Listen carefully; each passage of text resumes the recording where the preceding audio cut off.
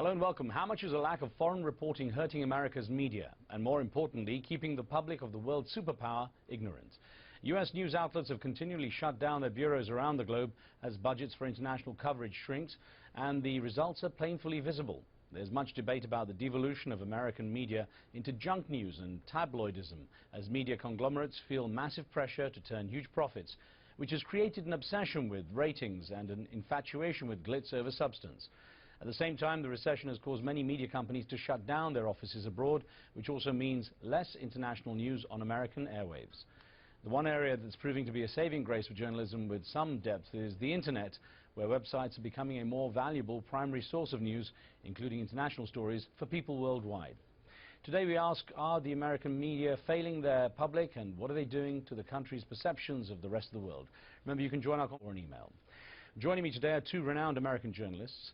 Amy Goodman's the icon of independent and progressive journalism, best known as the principal host of Democracy Now! Here in the studio is John Maxwell Hamilton, a former foreign correspondent and now the Dean of the Manship School of Mass Communication. It's great to be with you. Thanks, Amy. If I could start with you. Foreign reporting, okay, foreign reporting in the American media is in decline. What do you feel is the bigger reason? Is it simply budget cuts, or is it that it's just driven by a lack of interest in international news by the American public? Oh, no, I think it works the other way around, Riz. I think if there isn't information about what's happening in the rest of the world, then if people don't know, they can't act. It is absolutely critical now, though more than ever, when you have the wars in Iraq and Afghanistan, the drone attacks in Pakistan, when you have the attacks in Yemen, the U.S. involvement in Somalia. This is a time we have to expand. And I really do think that if people knew, they would care. But they get most of their international news, if they're not from another country or know people from other countries, from the media. So it's a grave threat to national security when news bureaus around the world shut down. Well, let me give you a question that came in from a viewer, if I may, Amy. It's from David Ortega, who's in Mexico, who wrote in saying, "In the 15 years I spent in the U.S., I had to make the effort and find information for myself. It was never readily available through the mass media outlets." And that's what made me want to ask you, do you think, I mean, when it comes down to it, Americans can be persuaded to take the kind of interest in international news that people in other countries do? Oh, I think there's no question about it. But it takes something other than a corporate lens to see the rest of the world through. Like Democracy Now! Is on public radio and television, and deeply concerned about, well, the fact that we are one community and we have to know each other. And when you have the situation that we have in the United States today, where news bureaus are shutting down, and even when they're not, it's so heavily filtered through a kind of political lens. It's a very big problem. I mean, the fact of the matter is people do care. Let's take the example of what happened in Khost in Afghanistan, where you had the suicide bombing that killed a number of U.S. soldiers, people from the CIA, members of Blackwater, the mercenary operatives, now known as ZXE. When that got coverage, people all over this country cared. Now, we should care about every individual, but when it is American, we will learn usually. When it's people from Afghanistan, from Pakistan, from Iraq, it is much harder to have the media focus attention, and so people don't learn. But when they do, it matters. When they do, they care. John Hamilton, glad to have you on the show as well, sir. Thank you. Now, it's a subject you've written about, now, and I wonder how you feel that the lack of international coverage in the American media is affecting the country's foreign policy. I mean, can the government do what it wants largely because the public has no clue what's going on? Even though I make my living on foreign news and have and care a lot about it, the fact is foreign news has the smallest audience and it's the most expensive news to get. And for that reason, the audience part in particular, media companies, with the exception of some elite media, relatively elite media, tend to find it difficult to support foreign news, especially at a time when the old model for news gathering, original news reporting, and selling of it has broken down.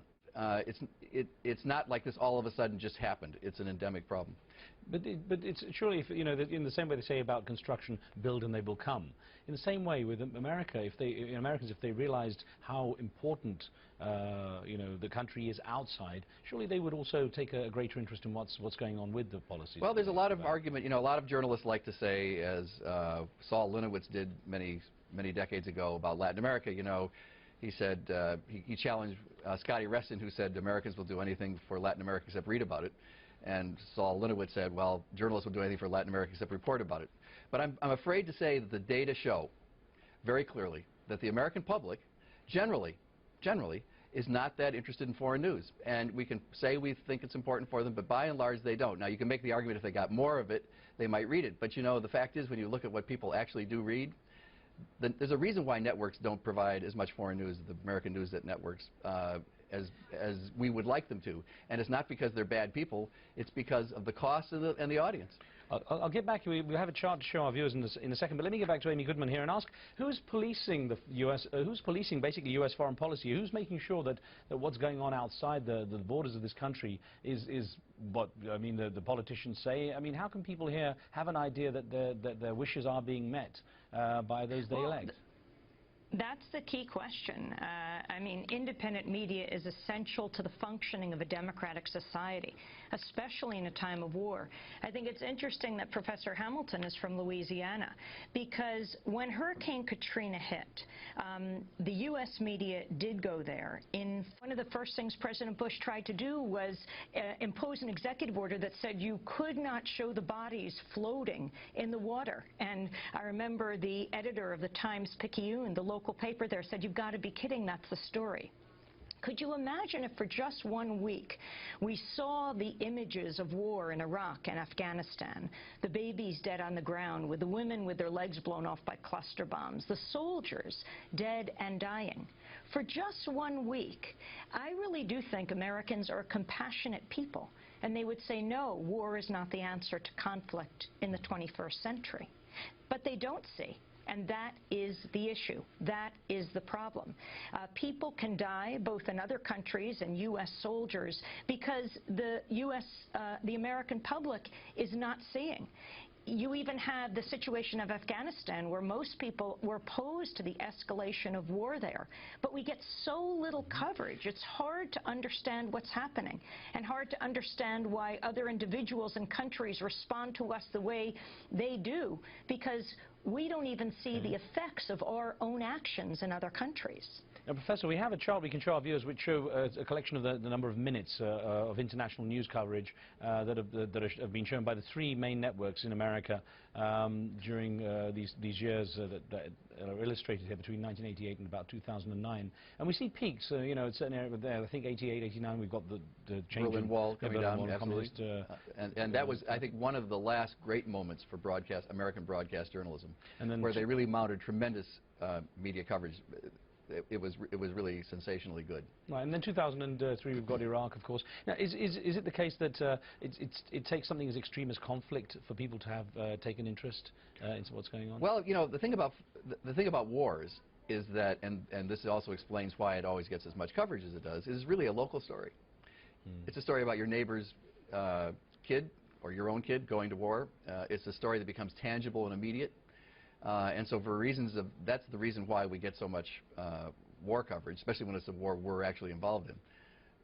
There is a bit of an anomaly because we're now in a war and the war coverage is actually tapered off, but I think there's some anomalous reasons to explain that. We don't have a draft. That's clearly one reason, and there's some others. Well, welcome back. We're discussing the state of the U.S. media, especially when it comes to coverage of international affairs and American foreign policy. A couple of questions here from our viewers, if I may put these to you, 2 of them back to back on a similar theme. The first one's from Eritrea. Sabah in Asmara writes in saying, a wise man said that war is God's way of teaching Americans geography. Now that America has wars on multiple fronts, soon to add Yemen and Nigeria, is it safer to quiz an American on geography? And the other one came in from the UK, from Ozbek Inal, who says, I met an American once and he was talking about Iraq, and I asked, where is Iraq? Guess what he said? It's in Africa. That's how the American people know the world they live in. They like junk food the same way they like junk news. I mean, it's, you know, obviously a bit of a damning commentary from some of our viewers here, but it's pretty bad that many people here don't really have a clue about the rest of the world and where it is. I mean, is that fundamentally an educational problem beyond the news itself? Is it something in our schools that needs to be fixed? Oh, I mean, there's no question about it, but I also think the mass media is the way most people get their news and why it's so critical, why we have an absolute obligation as journalists to provide a forum for people to speak for themselves all over the world. I think these are very, very telling comments of your viewers. It makes me think back in World War II, the Secretary of War, Henry Stimson, when they were choosing the sites in Japan to hit with the atomic bombs. Ultimately, they chose Nagasaki and Hiroshima. But he took Kyoto off of the bombing target list because he and his wife had visited there, and he loved it. And I think that's very telling. When people learn about other people, when they hear other stories, when they learn about other countries, it's much more difficult to be belligerent against them. And I just want to talk about a personal story, which is also a historic story. In 1991, I was in East Timor, small island nation about 300 miles above Australia. It was occupied by Indonesia at the time. And the Indonesian military committed a massacre there. More than 250 Timorese were killed. I survived the massacre. My colleague, Alan Nairn, was beaten by the soldiers. They fractured his skull. But more than 250 Timorese. Indonesia occupied that country for a quarter of a century, beginning in 1975. From that moment when they occupied until 1991, when that massacre took place, in the United States, the three major networks, their newscasts never mentioned the words East Timor. It was one of the great genocides of the 20th century. More than 200,000 Timorese were killed. But when the coverage of the massacre took place in 1991 that we witnessed and survived, from that point on in the United States, because it got some coverage, it became the foreign policy issue that most people called their Congress members about to ask them to do something about it, to stop supplying weapons to human rights abusing regimes. It was remarkable. And that was just a matter of opening the window on a country and finding out why the United States was supplying weapons to the Indonesian military. I truly do think that Americans, like people all over the world, care. Civilians do care, but they have to know what is happening in order to do something about it. Well, John Hamilton, in your book, Journalism's Roving Eye, you put together stories of how foreign correspondents actually can have an influence on foreign policy. What did you find in terms of the strongest examples of where someone says something out there and shows what's going on, and it does make a difference here? I think the golden age of American foreign reporting was the 1930s, and one reason for that was because of the large number of journalists who were able to make a living abroad, often as independent journalists, as freelancers even, and could write with great authority because they had been abroad for a long time. And although we think of that era as being a time of American isolationism, in fact, if you look at it, Americans did a sensational job, and there were reasons for that. They could make a good living. There were lots of magazines they could write for. Broadcast was coming along. Lots of news services had foreign services. Americans were liked, which meant that American journalists were people that other people wanted to talk to and give access to information, which of course doesn't exist today. Americans aren't well liked. And so that was a great age. Those journalists were great because they knew what they were talking about and had years abroad. Now, there have since, of course, been wonderful journalists, and Amy Goodman is one of them, and there are many others. The one that It makes me want to put a question to you that we got from Mississippi here in the USA, from John Parker, who wrote in saying, the U.S. networks are helping with the deliberate dumbing down of Americans. We as a country know a lot less about the world around us than ever before. It's a very sad fact of American culture. Americans want their news fast and sugar-coated. But in terms of the direct dumbing down, the technology has changed so much in recent years. I mean, I've witnessed so much just in my lifetime in this industry. It's been, you know, it's become instant news. There's blogging, there's the internet. What has it done to the next generation of journalists, so to speak, in terms of quality, in terms of guaranteeing that the information that's out there is really quality stuff? Well, on the one hand, people have to be very careful, obviously, about the internet because it can be a global rumor mill. But something that's very important that it's opened up is it's challenged the traditional gatekeepers. We are there to challenge, to hold those in power accountable. And there's no more important time than in a time of war because the lies take lives. I think the mainstream media reached an all-time low when it came to the coverage of war in Iraq and Afghanistan. And about 45 seconds to go. When you look at your students, do you see the passion for journalism that you know, from when you were a reporter, for example? Well, you know, it's interesting that at a time when the traditional media seemed to be in disarray, print and broadcast, the numbers of our journalism students has actually increased. So why are they doing that? Well, I think for one thing, they're able to think more creatively about how to get news and present it than old people like me who came up in the traditional way, working on newspapers and working for traditional broadcasts. So I think there's always hope. And the one thing is, although foreign news coverage has historically always been tenuous, the fact is there have always been committed people who are geniuses in news who find ways to bring news to us. We wish there were more, but they're always there and they always will be there. John Hamilton, thank you very much. Amy Goodman, pleasure to have you on the show as well. Thank you, Rich. Thank you for being with us too. Remember, you can follow the show on Facebook and see what we're up to there. You can give us feedback on the topics we cover and post your questions and comments. From me and the team, goodbye.